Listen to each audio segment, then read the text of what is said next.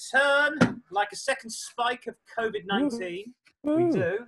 The Pandemic Car podcast that used to be just on your radio now returns from its summer sojourn back full of energy, enthusiasm, and remnants of lager. Coming up on the show this week, we're going to have all the news that's not fit to print in the news. We'll be delving into your correspondent in the part of the show we like to call the mail bag. As usual, it's fit to burst. We're going to have a great competition to test your mental powers. This week, it's Master Morris Minor, which is a bit like BBC's Mastermind, but infringes slightly less on copyright. So I shall be the Wonka doll that is John Humphreys, posing tough questions to our contestant, Simon, an enthusiastic young man who's travelled all the way from Edmonton, and, well, let's face it, from Edmonton to Edmonton, to be part of the quiz and the podcast this week. Simon, how are you? More importantly, are you back at work yet, or are you still furloughing? I'm good. I'm not furloughing. I'm back at work. I'm at my desk. It's all been wiped down, disinfected, Nice. fixed the photocopier, and I've only got 600 emails to go through. Excellent. So that's all good. Easy. Oh, we got a new sponsor of the show. But aside from work... we have a new sponsor. Sorry, okay. I'll get this in quickly. Who have we got? It's Old Soak. Old Soak. Again, so we don't infringe on two product brands there. Old Soak, open and Copyright. get wet. That's the. Yes. That's the. It also describes me on a Friday night. Old Soak.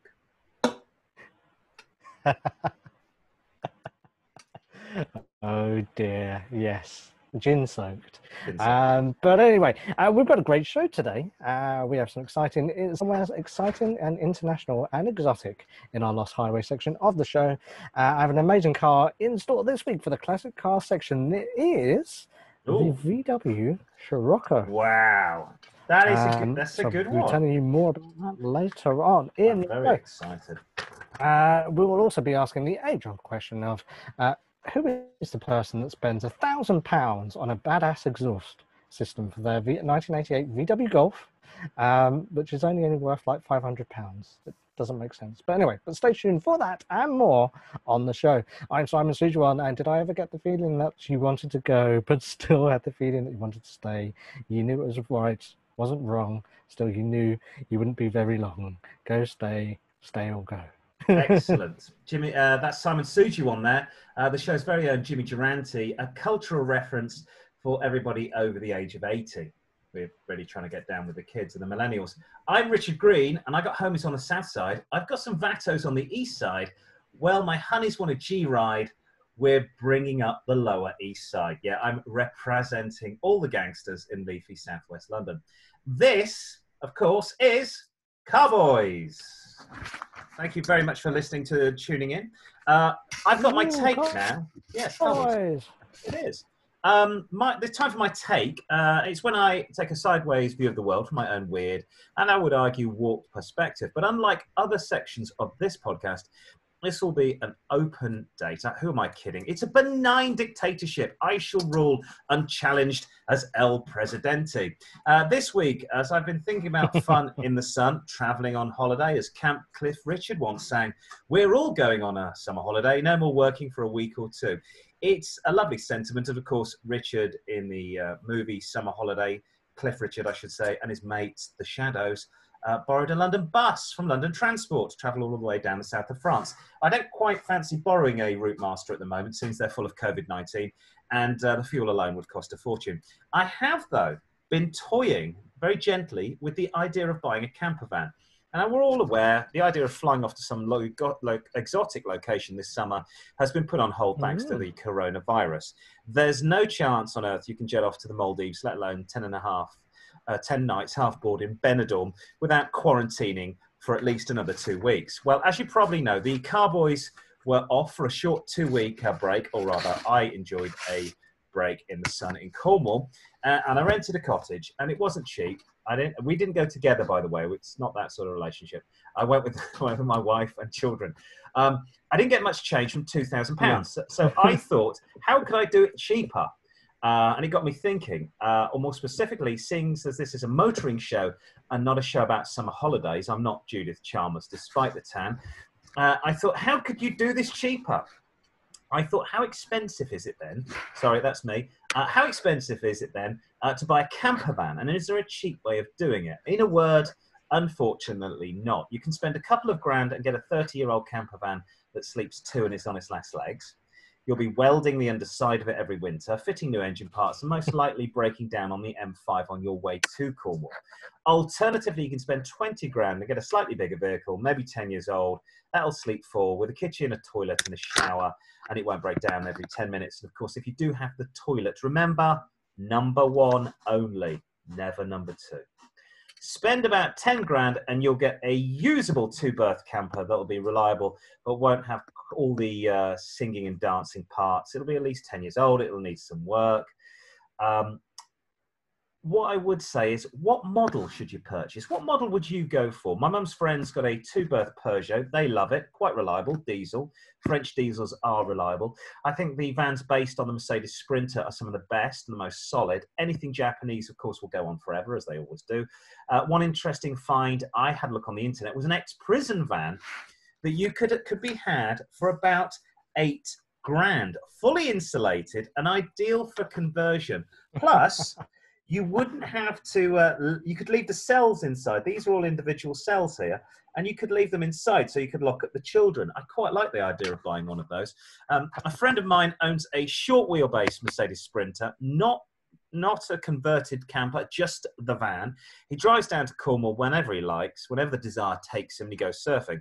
He sleeps in the back of this on an old mattress. The thing cost him a couple of grand, but he is a man who cares nothing for creature comforts, and he has no wife or children. So 2 weeks with an old van with my family, I think one of us will be charged with murder. Now, the other problem with this is, where are you going to park? It's all very well going on a great groovy holiday for 2 weeks, but where does this thing live when you're not on holiday? Of course, in your driveway, if you have one.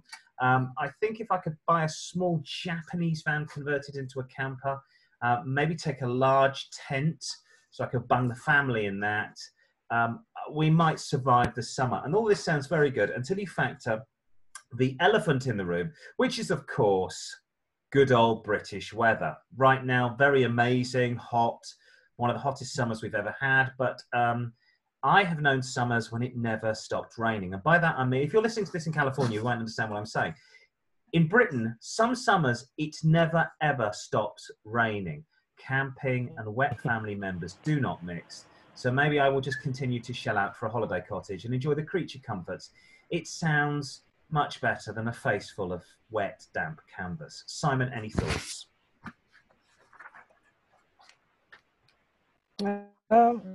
Well, the thing is, at the moment, we're sweltering. We're, what, 35 degrees? Yes, we are. You need creature comforts. I wouldn't Yes. use a prison sweat box at all, because that's not good. So yeah, there's plenty of them about. I mean, you can get transit conversions. They used to do. Who was it that used to make the Caravelle? Was it VW that made the Caravelle? It was VW Caravelle. Because those are like vans that have just been, yeah. I've been in. I had a friend that so owned. They are widely available. I think. Yeah. I had a friend that owned a VW Caravelle, and it was lovely. But I wouldn't want to go with more than one person. Two people maximum, not 4 people. You'd kill yourself. They do sort of have the air conditioning because it's a van. They've got the air conditioning with the van. But yeah, you're right. If you park overnight, you're going to wake up sweating like something in the bushes, shall we say?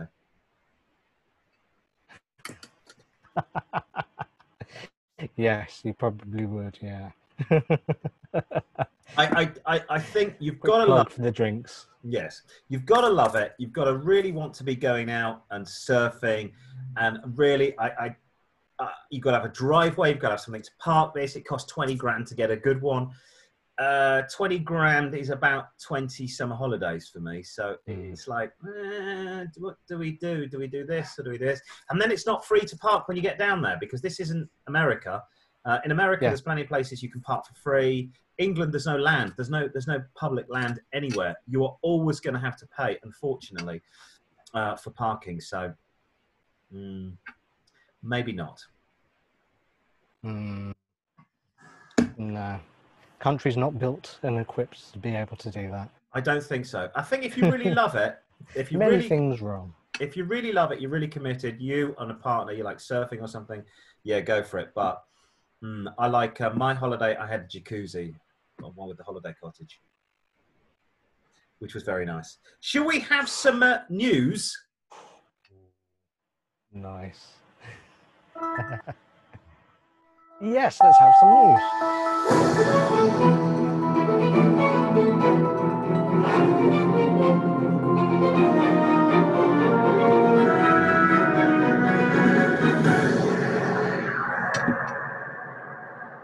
and hopefully you can still hear and see me. I think the weather's You're playing up still with there. our. We have got, this my podcast technology. might be a bit jolted because we have got problems with the atmosphere due to British rain. Yes. Yeah. There you go. I can't predict it. First off, we have motorway madness news. The roadworks riddled M20 has been rated England's worst motorway, while the M11 has been awarded the best of the major routes in the country. The link between Britain and Europe, or Dover to London Road, is the least popular major road in the country, 4 places below the much-loathed M25. I know the M25 very well. According to a Transport Focus poll of more than 8,000 drivers, obviously while they were stuck on the M25 or the M20, only 60% of drivers were satisfied with their last journey on the road, which had a reduced speed limit for much of the past 2 years while being converted into a smart motorway. The upgrade to an all-lane this is an running accurate smart picture because motorway one will guy see the is hard working. shoulder become.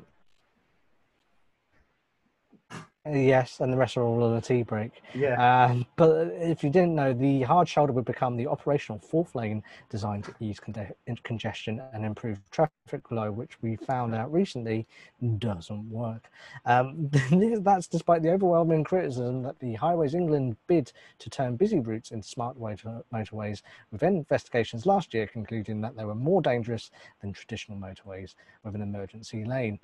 Despite this, the conversion, which started in July 2018, was completed in March this year and opened in May between junctions 3 and 5 of the M20. I think they were expecting Brexit to happen, that's probably why. Covering 6.5 miles. It came at the cost to taxpayers of just £92 million, and Highways England confirmed that. So should we do a quick countdown of the best motorways in the UK as voted for by you? Right. So coming in at 10th place is the most detested motorways in the UK. It's the home of the white stilettos, the Ford Escort Cabriolet, and dancing around your handbag, it's Essex finest, the M11, scoring 92% satisfaction. Meanwhile, a close call at number 9, it's the road that leads from London to Birmingham. Yes, it's the M40 with 91%. Heading to the northwest now for the number 8 spot with 89%, it's the M61. There you go. We're bound for the West Country now with the M3 at 7, the motorway that satisfies 88%. Nice. I've got to wait because my computer is frozen. This is not good. Can you do the rest of the countdown? Yes, I can. Where were we at? We were at number 8, weren't we?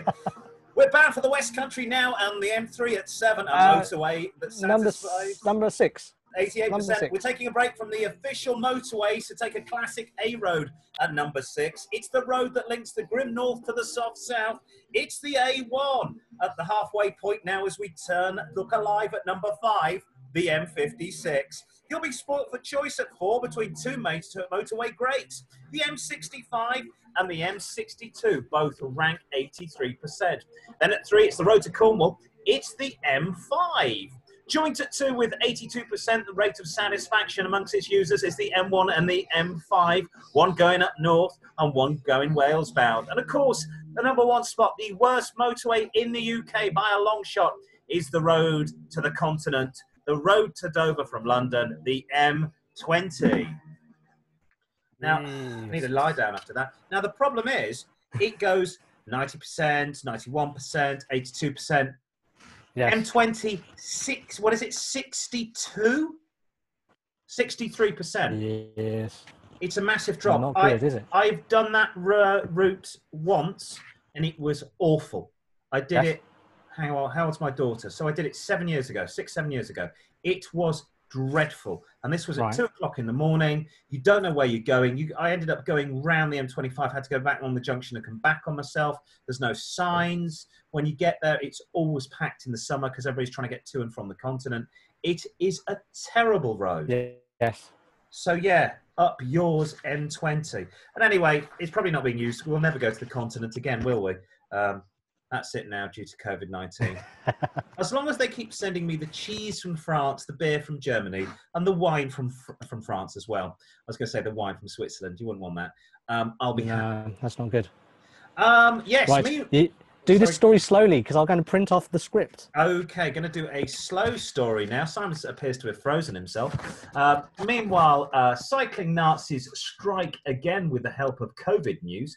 The council, who have or plan to narrow or close roads to motorists to allow for more cycle lanes and car-free zones, could face legal action, says a campaign group. The Alliance of British Drivers claims in a consultation with lawyers regarding the legality. Always disappeared then, always like magic, like Paul Daniels.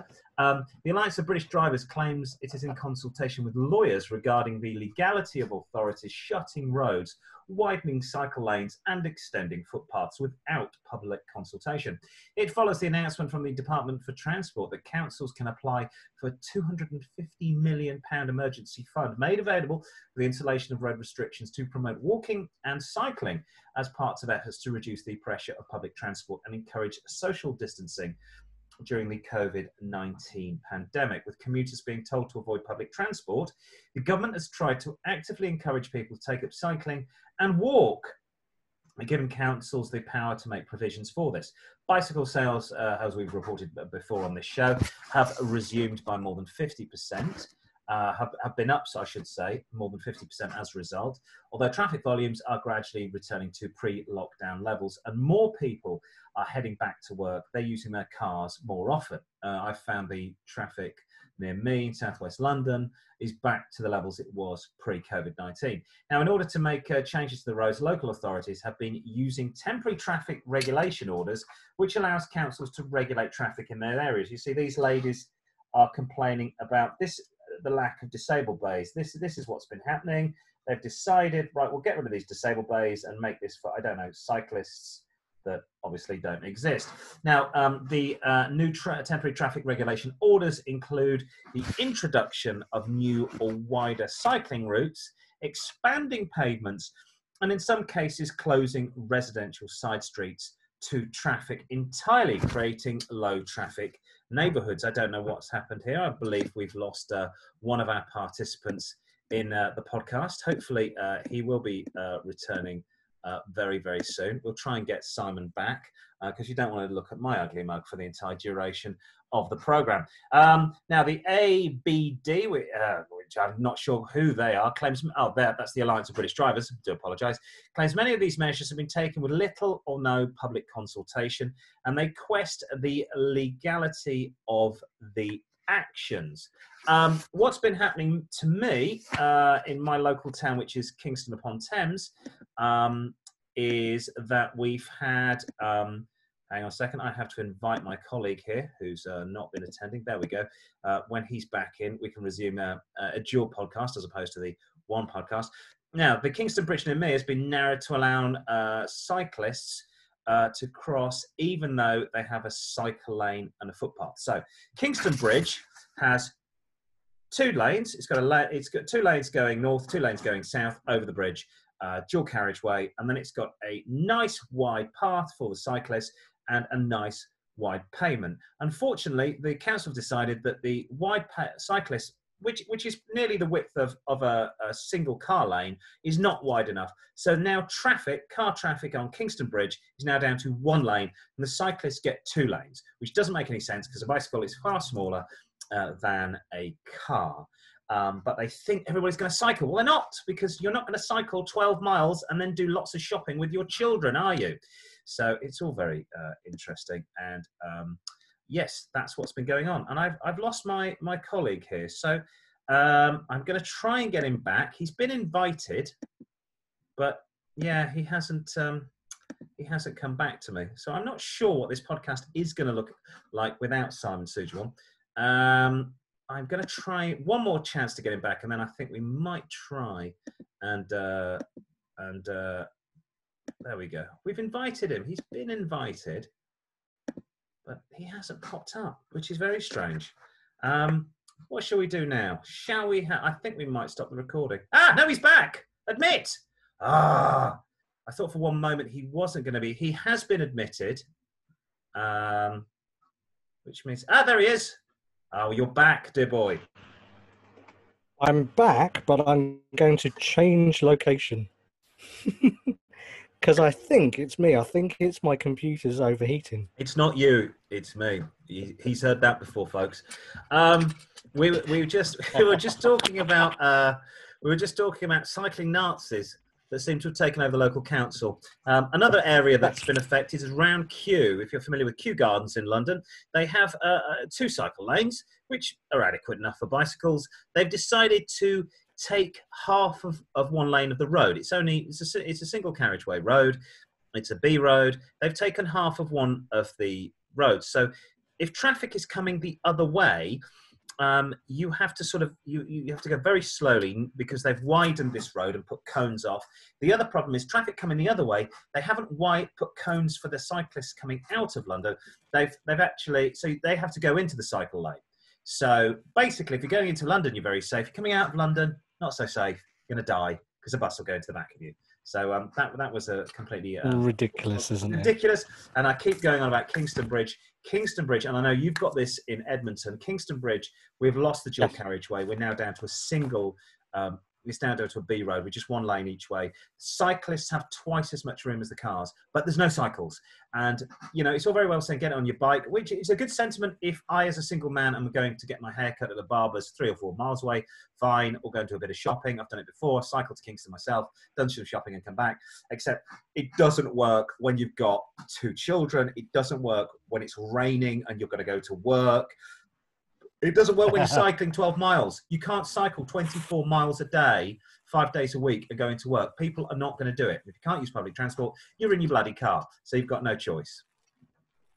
Exactly. It doesn't make any sense. I drove into work for the first time in ages. We can't see you, by the way. Do you want to reveal your... I know. Is that the reason? Are you getting naked again? I'm not. I've changed location and I'm just sorting out the location. Sorry. It's all good. Yeah, okay. Carry on. Hopefully you can see me. Right, let's do this. Can you see me? Oh, I hope it's going to have some like tropical trees behind you. You got it like a Union Jack or something. Oh, is that your shirts? Yes. It's a lot cooler in here, so that's why I thought, let's come down here. But it took me an hour and a half to get to work in the morning, and on the way back in the evening, it was like 2.5 hours. Nice. And that's partly cycle lanes as well. Unbelievable. I made a mistake last year of going to the theatre in Stratford in East London. I don't go to the theatre very often, which is a hell of a... It's going across London, which I knew was going to be a bugger. But this was on a Sunday evening, which I think London should be quite quiet. I got stuck down by the river, which is now 1 lane each way. It used to be a dual carriageway in the good old days, but I think coming along from east to west is 2 lanes, but from west to east is 1 lane, and the other lane now being a cycle lane.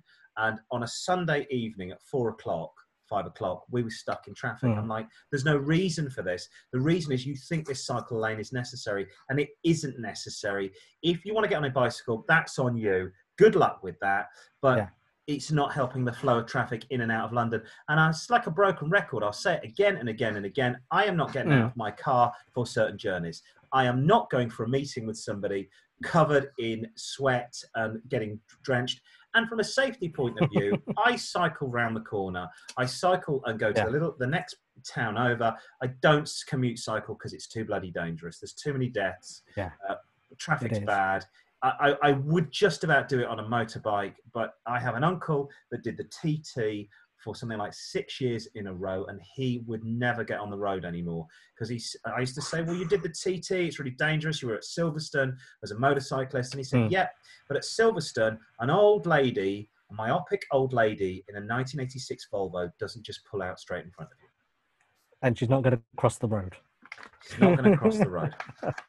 Cross the track, not at all. She's not. Should we continue with more news now? The podcast is. I thought we were going to have to redo this, but we've. I don't think they've not noticed. They won't notice the join. Oh, They won't notice that I'm in a completely different location. Be fine. I just did this with the top hat. We've got some news about Ford. We've got some news for Ford have unveiled a drifting tracked version of its Mustang Mach-E SUV with seven motors that produces a tire-killing 1400 bhp via 7 electric motors. The US car-making giant has teamed up with American tuning specialist RTR to create the one-off prototype version of its Mustang Mach-E in the all-electric SUV, which has been sold in the UK from next year. Nice.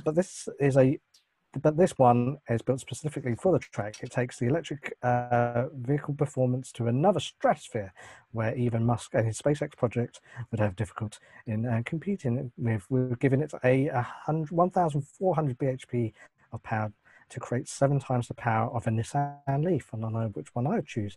Yes. It's been called the Mustang Mach-E 1400 for obvious reasons, and it's designed to be a zero-emissions racer by pro-drifting Vaughn Gittin Jr., who owns RTR Racing. 3 motors power the front axle, and 4 are dedicated to the rear, which also which allows the drivers to flutter between all front and rear drive at their own desire. With the latter providing the best power slide in performance, because we all like to go around roundabouts sideways. Anyway, away from the zero emissions powertrain, there's also been an overhaul of the components with fully adjustable suspension, more potent Brembo brakes, and a hydraulic handbrake instead of an electric version, because they're a real nightmare, the electric handbrakes, specifically to make you skid on demand. I always do like to be able to skid on demand. But it's an amazing vehicle. Do they attest to that down at the laundrette when you take your clothes? Yes, they do. You like to skid on demand. He's been skidding again. Yes. Yeah, he's been skidding. Get out the vanish. The industrial stamp stuff. Now the thing is with this, I got overtaken by a Tesla the other day, and it's not. It's the 0 to 30, which is surprisingly. It's just no. It's just nothing, all or nothing. So I don't. Unlike electric cars, I think that looks very cool from the back. Doesn't this look like a? Doesn't this look like a Focus though? I don't know. It doesn't really look like a Mustang.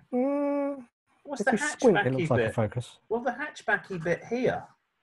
On the other side. Yeah. The hatchbacky bit there. Sort of Focusy.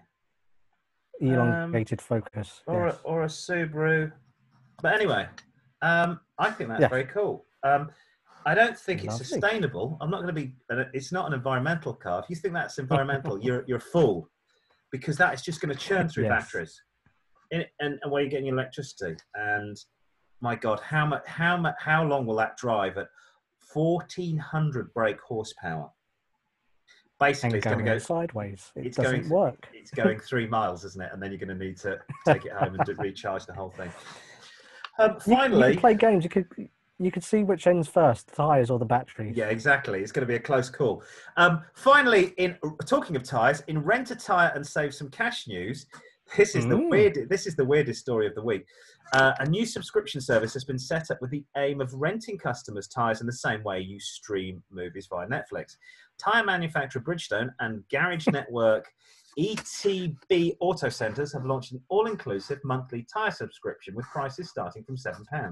Not sure whether that's per tyre. Called MoBox, it will initially be trialled in 5 stores before making a decision to roll out the option of tyres on contract across a network of 31 UK sites. Just as consumers would pay for a mobile phone, it gives drivers the choice of a flat monthly fee to pay for their tyres, fitting, full warranty for damage. The deal is not exclusive to just Bridgestone rubber, with Continental, which are dreadful, Dunlop, Goodyear, Michelin, and Pirelli tyres included, or Michelin, or as my father would say, Michelin. Under the terms of warranty, Mobox, so there they are, that's the company there with some people going, hey, do you want to rent a tyre? Mobox customers who suffer a puncture or any kind of tyre damage will have their tyre repaired or replaced free of charge. However, the number of repairs is capped and does not cover tyre wear and criminal damage, such as having your tyre slashed. So you'll be really upset about that, Simon, according to the small print.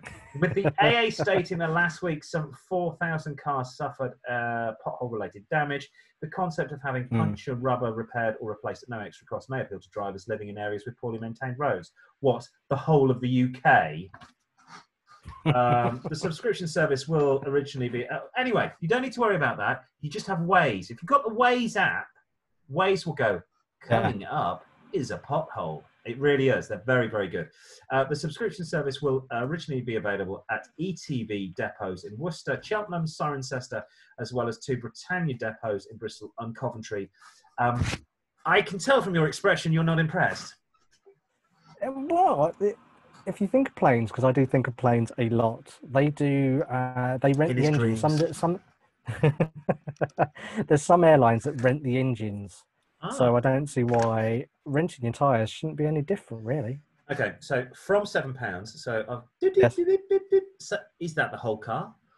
They don't say. Is that per corner? And does it obviously depend on what tyre size you've got?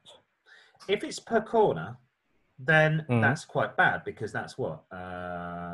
28, that's 208, that's 280, that's over £300 a year, which is more than a set of tyres for some cars. Put it like this: I put a European part-worn 19-inch tyre, which is the only one that my tyre guy had. He said, I can order it, but you want one right now? I said, I want one right now. He says, I've got the tyre, it's part-worn European. It cost me £70 and I got 2 years out of it. So let's say that's £45 per corner per year. Yes, give or take. 300. £35 per corner. So I'm doing better. I think here's the idea. Don't drive like a twat. Don't park like a twat. Avoid potholes. Don't slam your car like my mother does into the curb. I bought her... Avoid slashes. I bought her up. I went to one of those big car lots, and it had 15 Honda Jazzes, and I found the Honda Jazz, because they're all pensioners' cars with no dents, no rust, and 4 corners perfect.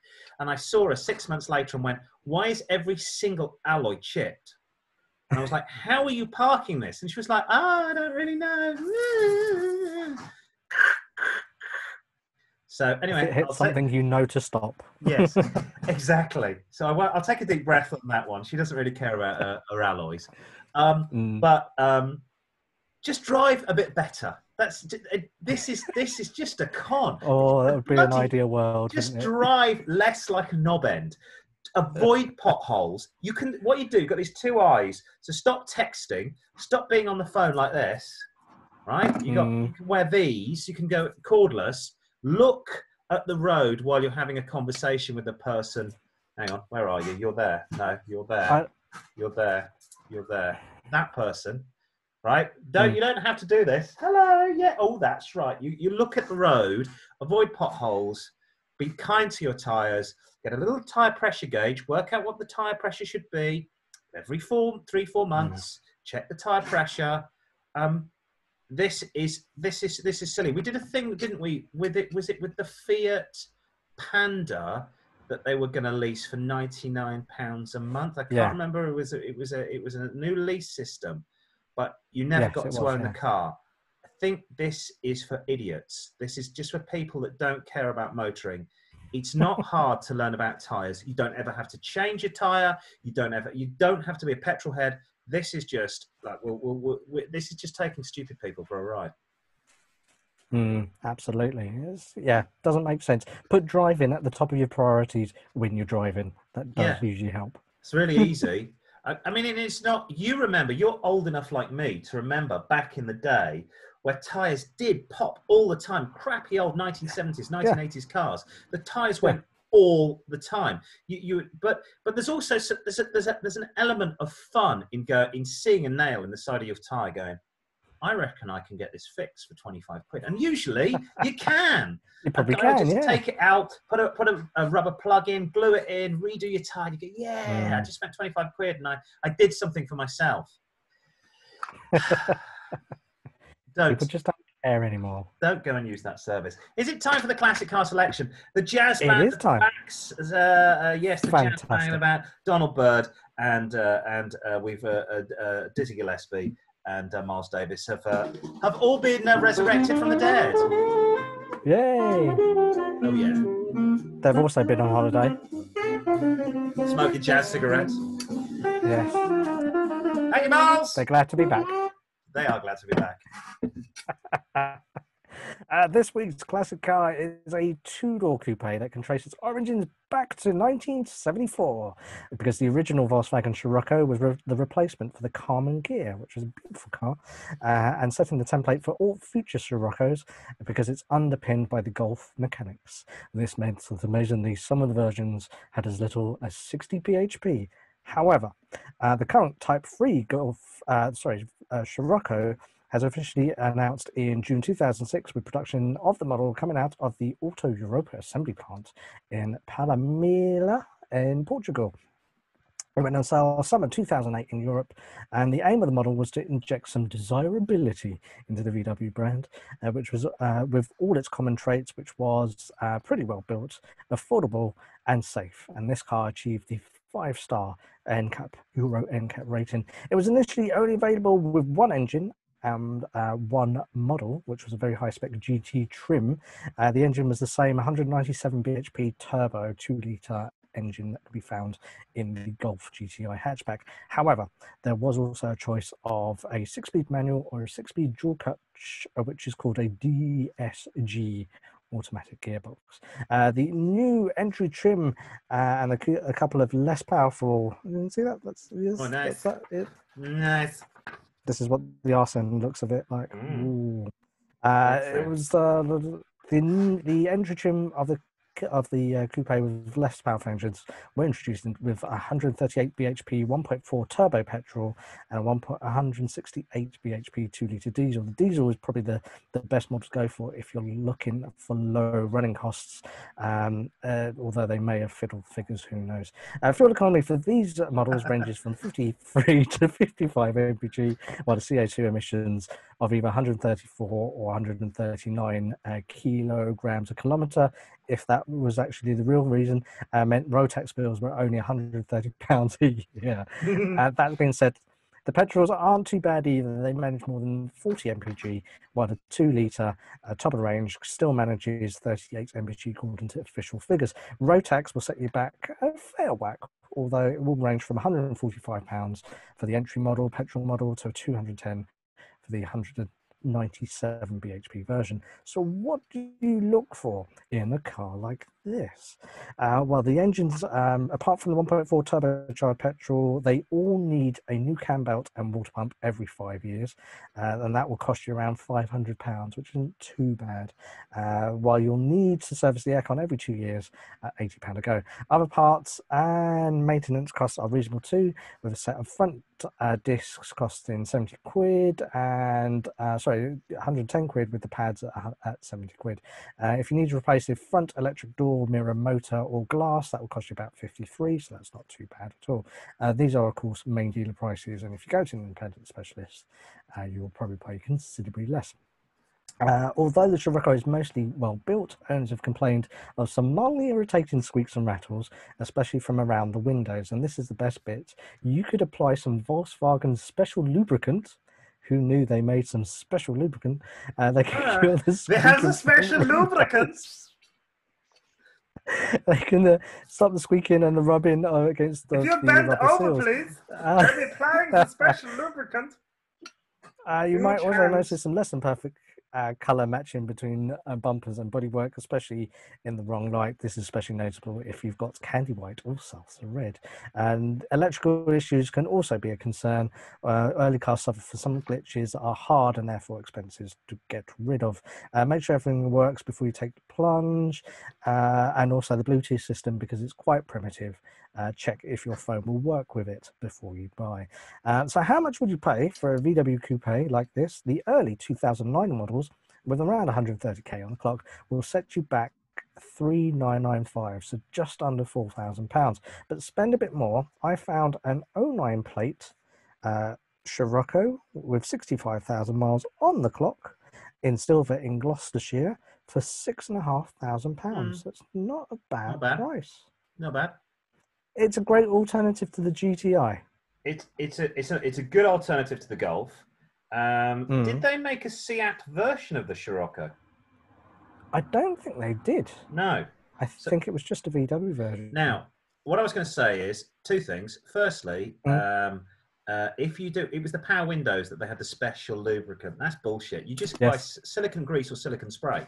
Yes. You should put silicone grease and spray it on there. Yes. Yeah, just spray it all around the windows, or just use some silicone grease in a tube. Other brands of lubricants are available. Yeah, apart from getting screwed by VW, which I do like it. I think it is a beautiful looking car. I'm slightly shocked about the fact it's only 10 years old and there's a few issues. I'm certainly shocked about the regassing of the aircon every 2 years. Yeah. I wouldn't do that. But then I get the aircon regassed every couple of years or so anyway. Really? So make sure it's clean.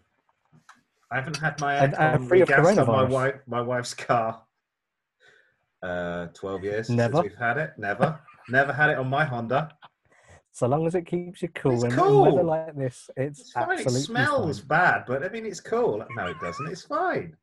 Regassed every 2 years. Just get new filters. That's what we do. No, the filters will only cost you about a tenner. Yeah, there you go. I think it is a good car. It's a lovely shape. Of course, and the other thing I was going to mention, you didn't. Where does the word Scirocco come from? Wind, isn't it? One of those winds. Desert wind. A special wind that comes off the Sahara. Special wind, like special lubricant.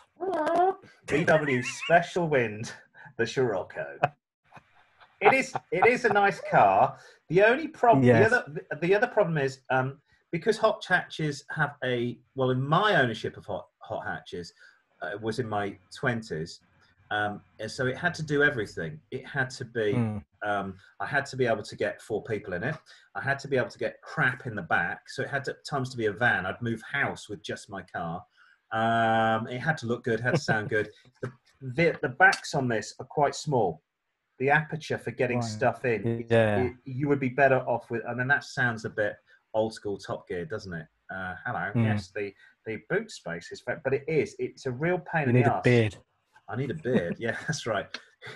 Is it Chris Goffey? Who was one of the original Top Gear presenters? He was. I always remember him going up to something like an old Montego and going, "Well, the boot lid is quite high for getting suitcases in and out. Who gives a shit? It's a Montego. It's a piece of crap anyway."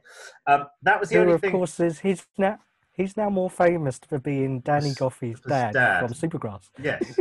So the Supergrass drummer's dad, who was on Top Gear being boring. That was the only thing I'd say. Practically, it has a couple of issues with that the space in the back. If you wanted something, if you are intending to go up and down the UK or get stuff in the back, go and buy a GTI. Yeah, if you're maybe more city-based, maybe you go on holiday on planes, you don't need to get crap on the back.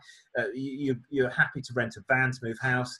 Buy this because this is a absolutely sexy-looking car.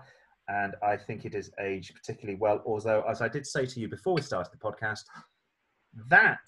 when that came out, I remember it looking like something that had been dropped off by an alien. It looked very modern. 10 years later, that's what everything looks like now. So it doesn't look as shockingly. I used to see them and go, "God, that looks amazing." Now I go, "Meh, just another rounded car. Everything's round. It's the noughties. There's no sharp edges." Well done, and I think at a really cool price. Shall we do Lost Highways now? What do you think? Bring the band back in. The band. Oh, hang on, they've disappeared. Oh, they're coming in.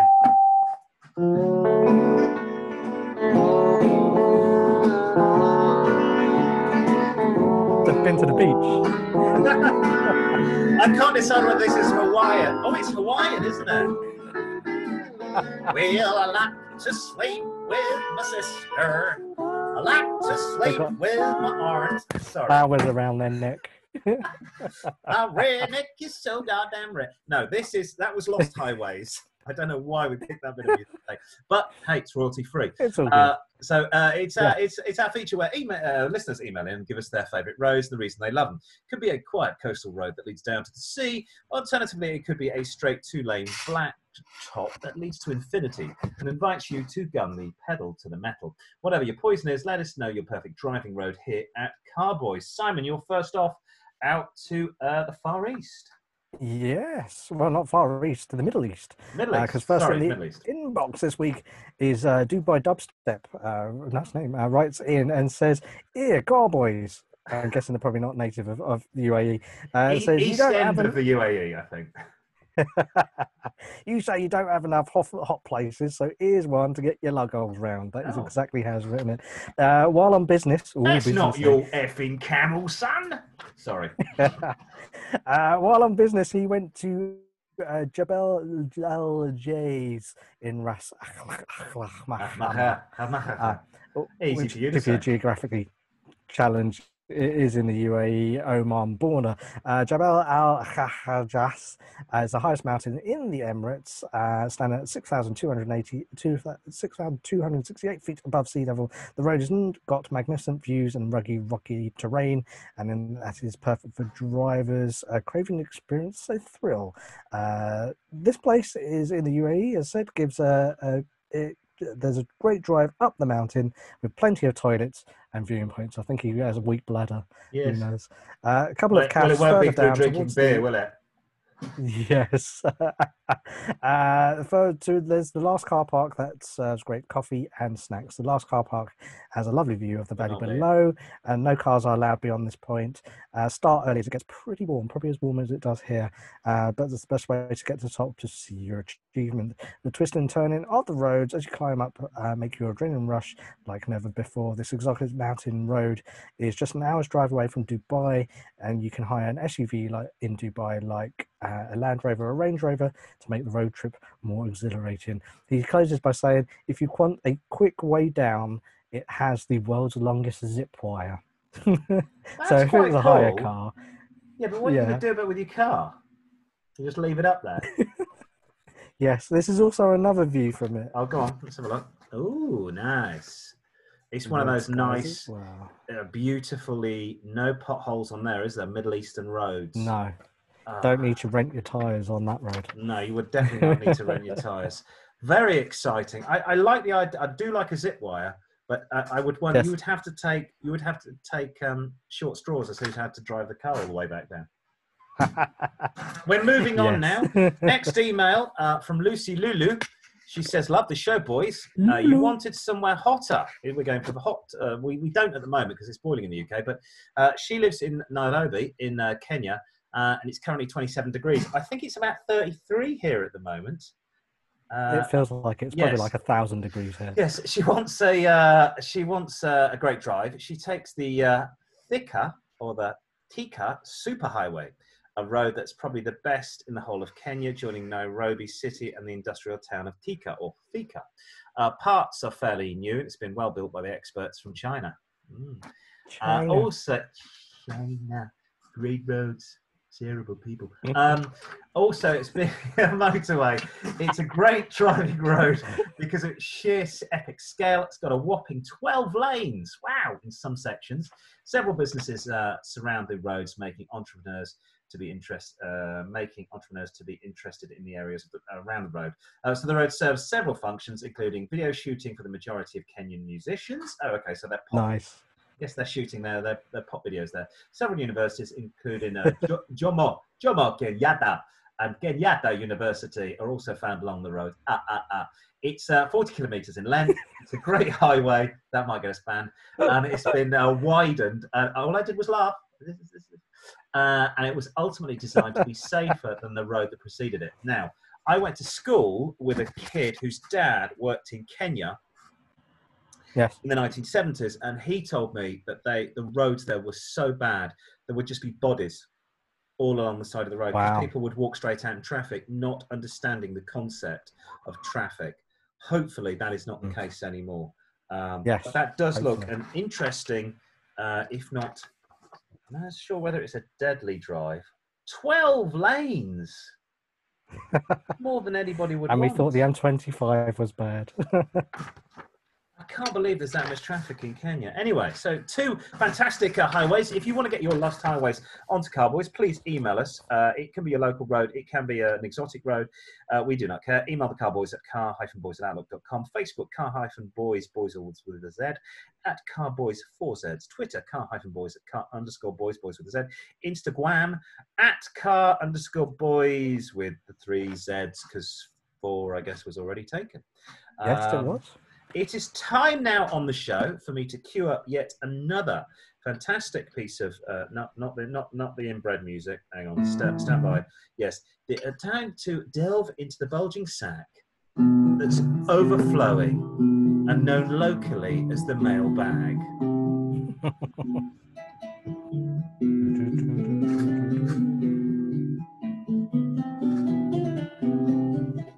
Nice.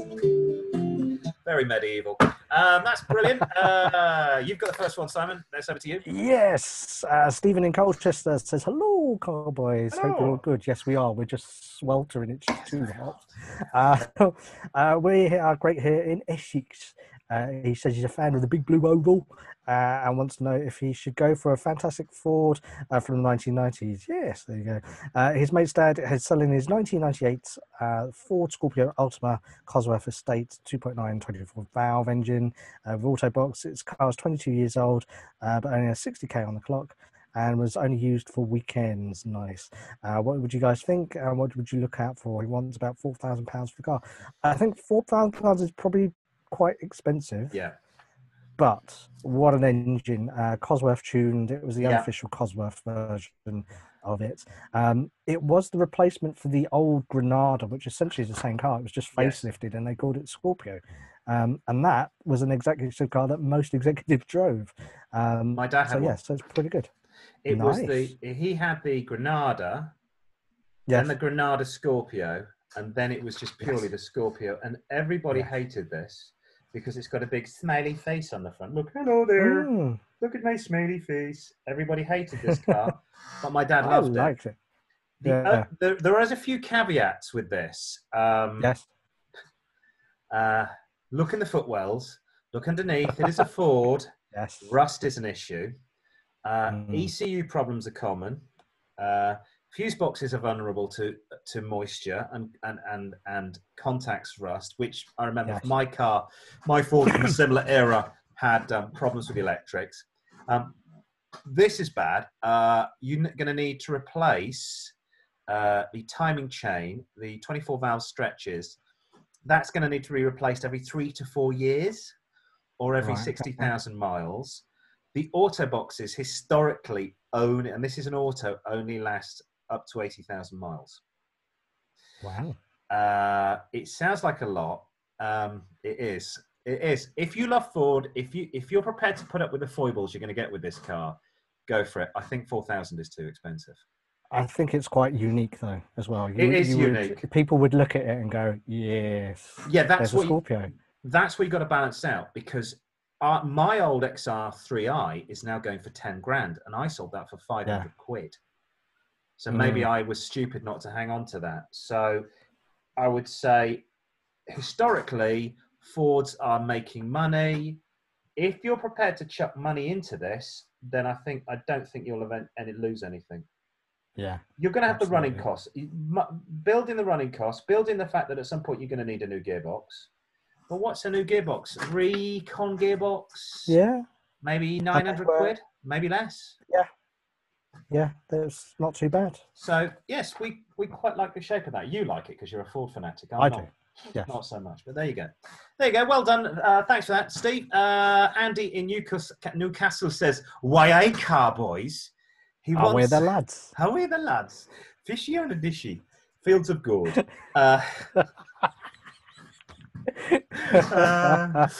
Brothers in arms.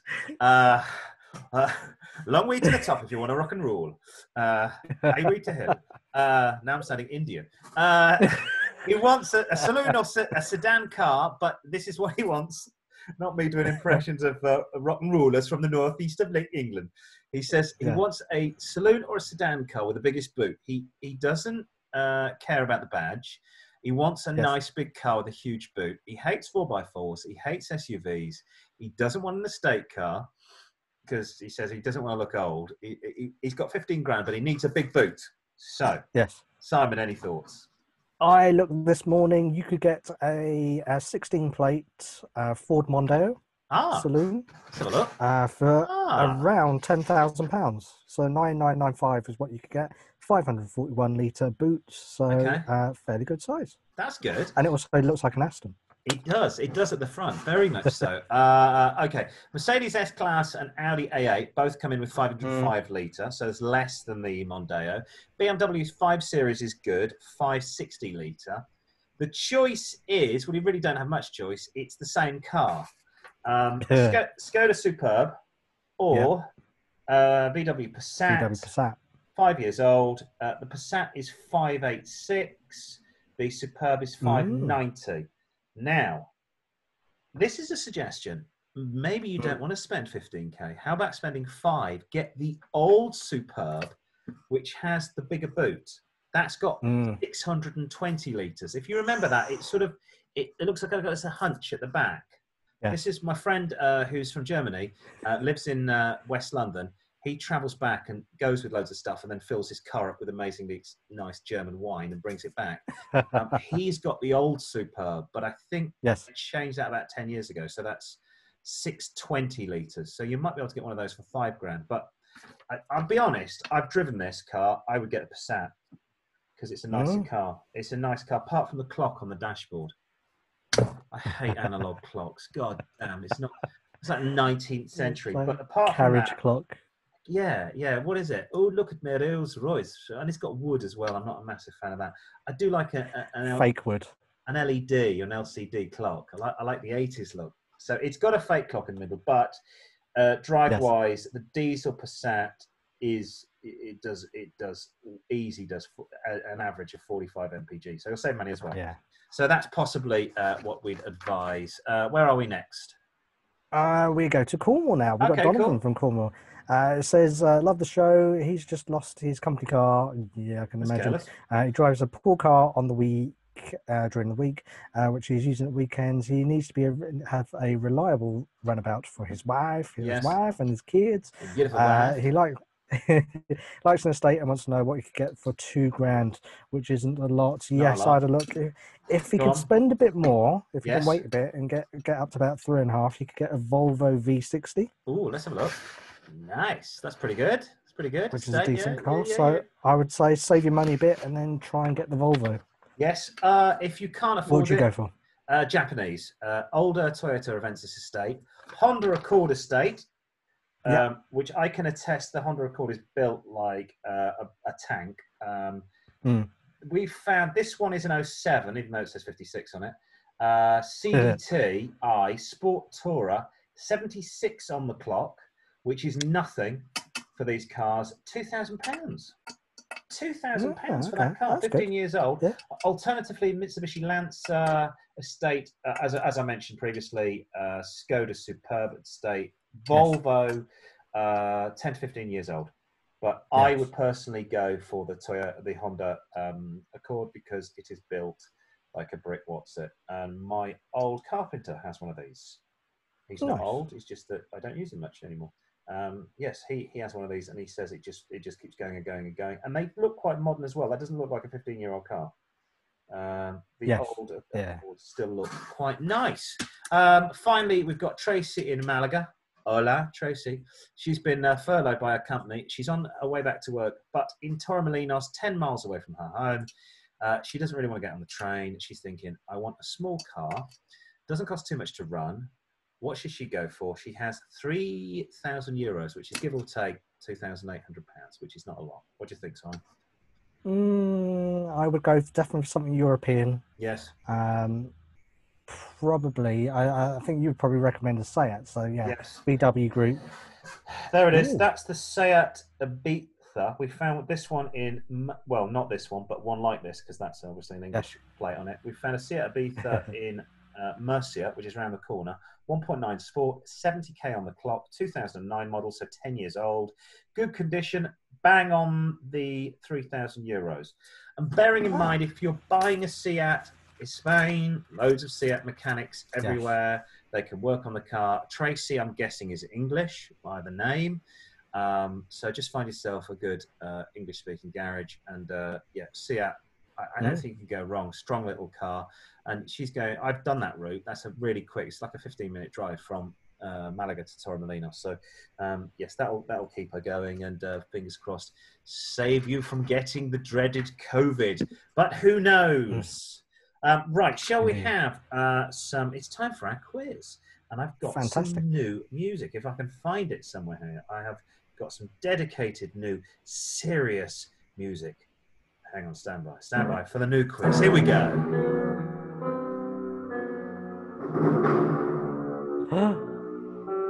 It's dramatic. Welcome to the quiz here on Car-Boyz. And this week it is entitled Master Morris Minor, in tribute to the BBC quiz Mastermind, but with slightly different enough not to be subject to copyright. Instead of featuring an Icelandic quizmaster Magnus Magnusson or the Wonga doll John Humphreys, it's me being your host. And it's all not going to be about 19th century literature or the biomechanics of robots. It's all about cars, and it's hosted by me, Richard Richardson. Instead of Magnus Magnusson. Hello. Yes. Has anybody got any pickled fish? This week we got a lucky herring. We've got a lucky lad who's come all the way down from Edmonton from the kitchen by the hallway, and obviously he's in his wardrobe now. It's Simon. How are you? I'm good. I'm just a bit hot, that's all. Super. Smashing. Great. This week you're in with a chance of winning a 1984 FSO Polonaise. Which fantastic. Which can be used as both a shed and a greenhouse, as the engine doesn't start and it's currently on bricks. Are you excited? I'm very excited. Then I'll begin. Hang on.